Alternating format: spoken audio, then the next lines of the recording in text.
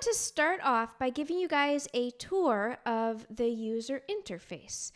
So you guys can just start to get around and know what you're actually looking at. So I have Ableton up here, and the first thing that's really unique about this program that everybody needs to be aware of is that Ableton actually has two views.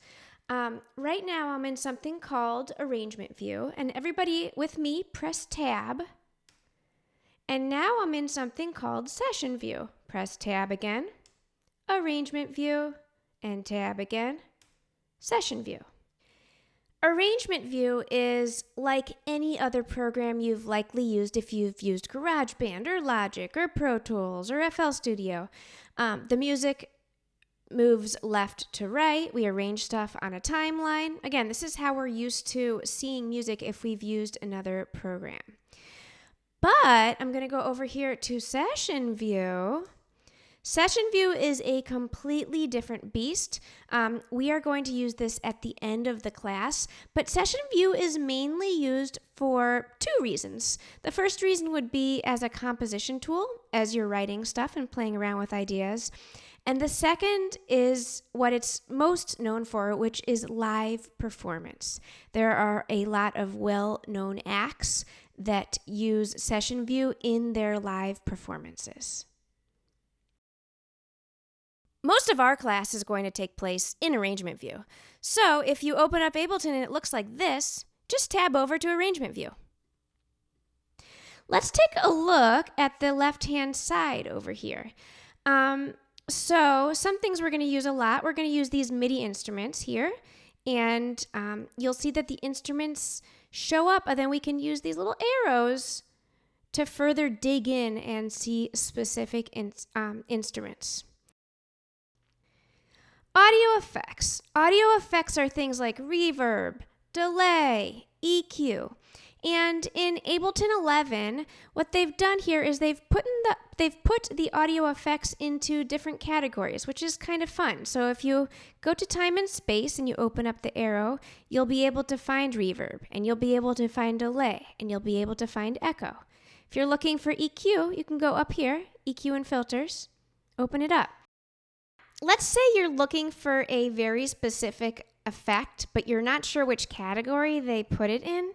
Well, up here we can see a search window. So this is easy. Let's say I'm looking for the amp, but I have no idea where they categorize that. What I'm going to do is make sure I'm clicked here on audio effects, click in the search window here, type amp, and then it tells me it's going to be within the drive category. Okay, so we'll use this search window a bunch of times, but that's one way we're going to have to use it until we really memorize where everything is within the audio effects.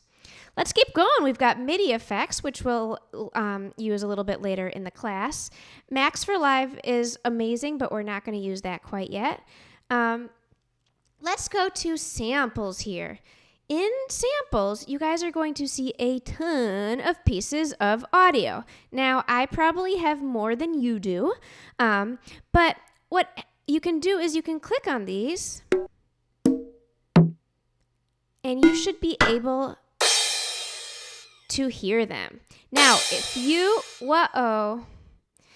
guys aren't hearing anything, you need to look right here. There's a headphone icon, a very small headphone icon, and if you press this, there you go. If you press it, it will turn blue, and then you'll be able to hear sound. So when you're searching within this window and you can't hear anything, always remember, I gotta go make sure this headphone icon is turned on. And then finally, we have grooves, which we'll get to eventually in the second level, and we have templates, where you can save things that you use a lot. So every time you open up Ableton, you can go to one of your templates when you go to start a new song, and it'll make your workflow much faster. Next, let's take a look at something called the transport controls. These are the ever-important play, stop, and record, okay? So let's practice using these bad boys. We're going to go over here to samples, and I want you guys to scroll through and choose any sample you want. I am going to choose ambient swells. going to press spacebar to stop that from playing. Now, what I want you to do is drag and drop this sample onto an audio track. And you say, what? An audio track? Check out over here. These are our tracks. We have one MIDI track, a second MIDI track, and then 2 audio tracks. So I'm going to simply click and drag the sample onto an audio track. I'm going to undo that, Command Z or Control Z, and I'm going to do it again. Click, drag it on to an audio track. Okay, I'm going to grab it, move it over a bit. So let's see if our transport controls work. First one is going to be play. A, it works. Next one is stop. A, also works, okay? To play and stop, you can also use the space bar. So I'm going to press space bar. Space bar again to stop. And to get it back to the very beginning, you're going to double click this stop button. That's different than a lot of other digital audio workstations. Let's finish off our tour by looking over here, okay?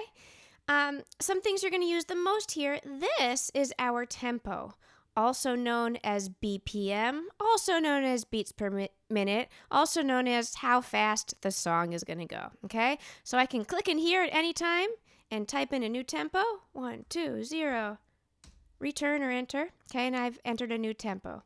This is going to be our metronome, and we are going to use that quite a bit as well.